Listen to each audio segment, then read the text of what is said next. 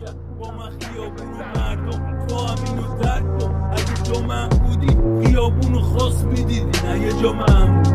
من چه حالم بودی خوب میشه وقتی با برجام کوچی که هرکی با حرفاش سعی کنه منو خواه کنه. آلبوم اول اومد تهران هار شده، تو میخواد بدونی چی میگم ازش. کنجکاوه فاصله خیابون با یه آهنگ خودکاره، دلیلش هم اینه که همیشه واقع بینم چیزایی که تعریف کنم و آره دیدم هیچی از هرچی قلم خواب بهش داده تا که دنیا اونو به یاد بسپار.